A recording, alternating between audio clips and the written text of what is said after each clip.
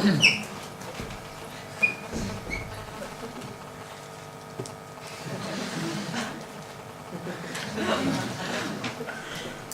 avez vu ce qui vient de se passer? C'est la première fois dans l'histoire de Verbatim qu'un plaidoyeur commence sa plaidoirie sans plaidoyer. Et ce qui s'est passé en 15 secondes? Des larmes, celle d'Alexandre. Du bruit, du buzz, une caméra qui tourne, ça tweet de partout. Un public en émoi, un jury un peu surpris, mais quand même intéressé. C'est peut-être le buzz de la journée. C'est ça l'élégance française. Faire du bruit sans avoir besoin de parler. Je crois que si Verbatim remettait des récompenses pour les meilleures performances françaises, mon humilité et moi-même pourrions peut-être être nominés dans la catégorie meilleur début.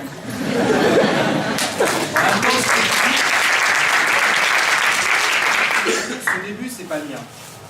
The Artist, c'est la même chose. Un film qui buzz, un film français, avec des acteurs français, des décors français, des costumes français, un réalisateur français, concept, ça parle pas français. D'ailleurs, ça parle pas grand-chose, ça parle rien du tout, il n'y a pas de son, il n'y a même pas de gong, il n'y a que dalle, et même pas un petit bruit surprenant, ta copine fait oh, qu'est-ce que c'est? Il n'y a pas une phrase bizarre où mamie fait hein? Qu'est-ce qu'il a dit?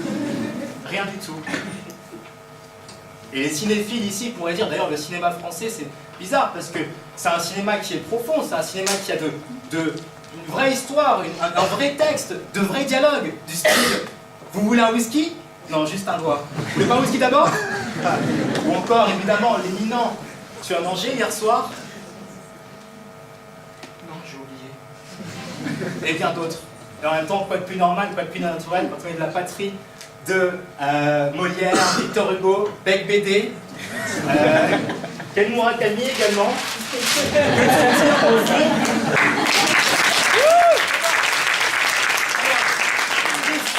Question. Pour qu'un film français soit nominé aux Oscars, suffit-il de couper le son? Oui. Et je vais répondre d'une façon très claire, très française, voire parisienne. Première partie, oui. Deuxième partie, bah ouais. Deuxième partie, oui, virgule, vraiment. Première partie, oui. Qu'est-ce qu'il arrive lorsqu'on donne la parole à un acteur français? Situation classique, remise des Oscars, tout le gratin dauphinois hollywoodien est là, Angelina Jolie est là, Brad Pitt est là, Kevin Costner est là, même Mouloud du Grand Journal est présent. Jean sort du jardin et entre dans la cour des grands. On lui a coupé le son pendant 1h47. Il s'apprête à recevoir le Saint Graal de toutes les récompenses. Et pour marquer le coup, il s'exprime. Ouvrez les guillemets. Waouh, putain, génial, merci.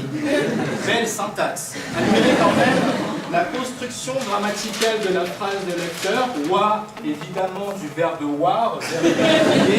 Troisième groupe. Putain, champ lexical strauss-kahnien. Très bon.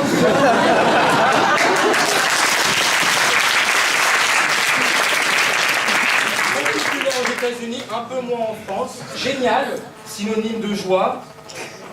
En fait, à peu près le seul mot normal de la phrase. Et merci, évidemment. Fin de discours, remerciements. Après 6 Oscars, on s'y attendait. Donc Jean a manifestement des problèmes d'acquisition des connaissances théoriques. Mais Jean n'est pas un cas à part. Comme beaucoup d'acteurs français, Jean souffre du syndrome. Je n'ai pas beaucoup de vocabulaire et je le fais savoir à toute l'Amérique. Connu aussi sous l'acronyme de la voix off.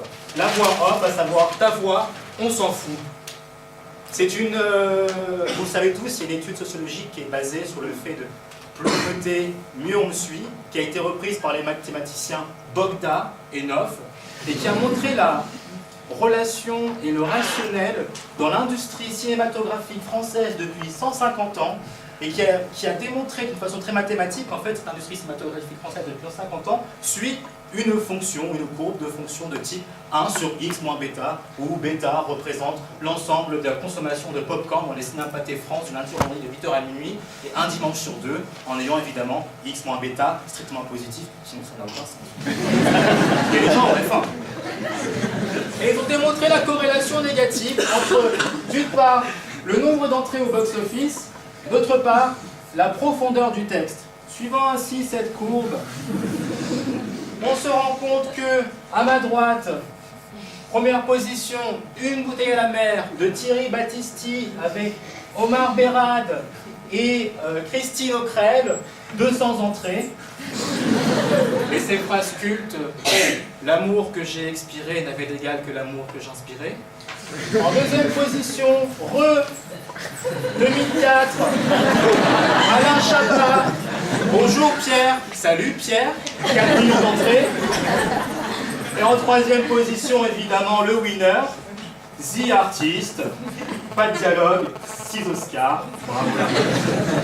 Conclusion, le cinéma français, c'est un petit peu comme l'iPhone.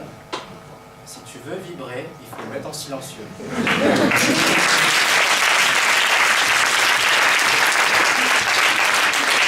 Pour qu'un film soit nominé aux Oscars, il suffit de couper le son. Bah ouais, deuxième partie. C'est pas juste le film en lui-même qui est intéressant. Et c'est surtout qu'on se rend compte que outre-Atlantique, il y a un vrai rejet négatif par rapport à la culture française, l'industrie cinématographique française ou les idéaux français. Et moi, je crois vraiment, j'en suis persuadé d'ailleurs, que la nomination de The Artist aux Oscars est un gigantesque malentendu.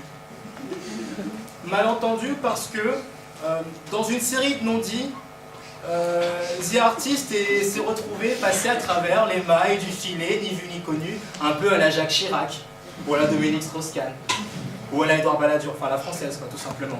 Malentendu parce qu'évidemment, jusqu'à la victoire de The Artist aux Oscars, personne ne savait que c'était un film français. Malentendu parce que le titre a une connotation anglophone qui est subtilement issue d'une stratégie marketing dont je m'apprête à vous faire la démonstration. La scène était très simple, tout le gratin du marketing du film était présent, même Richard Woodward était là pour superviser le tout. La cible c'est quoi? La cible, c'est le monde. Nous, on veut conquérir le monde. Comment est-ce qu'on conquiert le monde, sachant qu'on est français et donc on est vraiment dans la merde? Sachant que Nico en plus fait des siennes, très simple. Le cabinet de consulting Minus et Cortex, spécialiste en conquête du monde, nous a lâché. Les chefs Nico à 3 sont overbookés, ils ont lâché. Stratégie marketing, la défense. Or, la meilleure défense, c'est l'attaque. Donc nous, on s'attaque aux Oscars. Les Oscars, c'est américain, donc on va se faire passer pour des Américains. Toi, t'es américain, toi, t'es américain, toi, t'es américain. Toi, t'es japonais, par contre. Moi, je suis américain, I'm American. Bon, par contre, en termes d'accent, on va peut-être se faire repérer, surtout toi, Jean. Donc, briefing, petit 1, film muet, petit 2, titre anglophone, à nous les Oscars. L'histoire leur donna raison. Le son coupé, les Américains n'ont pas eu la chance, ne se sont pas rendus compte du subterfuge. Ils n'ont pas eu ne serait-ce que l'ombre d'une baguette ou d'un roquefort et finalement l'origine contrôlée du film. Et le fait d'avoir coupé le son a été la meilleure solution. Il n'y a pas que le marketing. Si il suffit de couper le son pour qu'un film français se nomine aux Oscars, c'est parce qu'il faut couper le son pour retenir l'attention des Américains. Parce qu'aujourd'hui, avec les sous-titres, l'Américain typique, l'Américain d'Amérique, est, comme qui dirait, bloqué intellectuellement sur le bas de l'écran et n'a pas le réflexe psychologique de relever la tête pour profiter de l'image, tel un petit tétraplégique. Et là, où est la grande idée, la belle idée, telle Zinedine Zidane avec sa très bonne idée des 2 coups de tête qui ont victorieux lors de la finale 98, a été de retirer le son.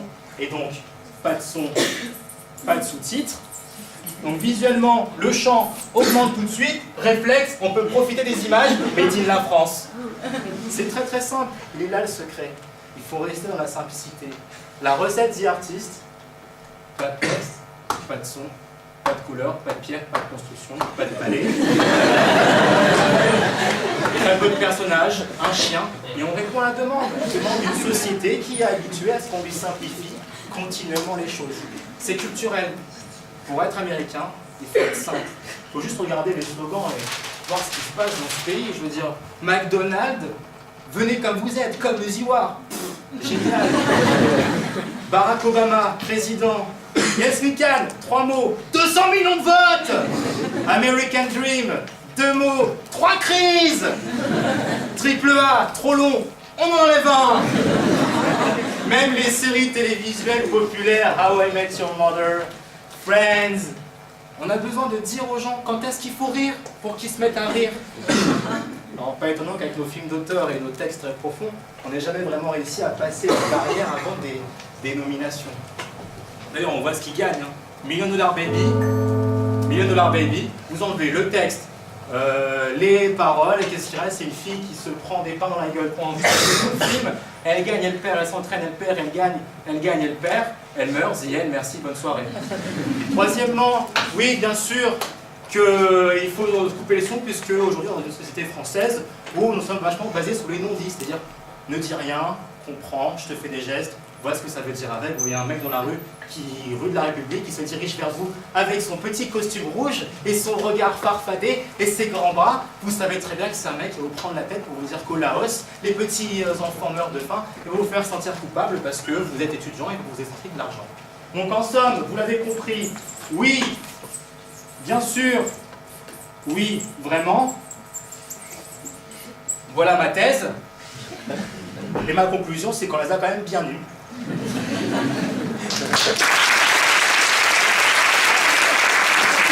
Parce que le subterfuge ne pourra pas toujours se répéter. Vous prenez Intouchable, Omar Sy, vous lui mettez Omar Sy muet en noir et blanc, c'est pas le même délire visuel.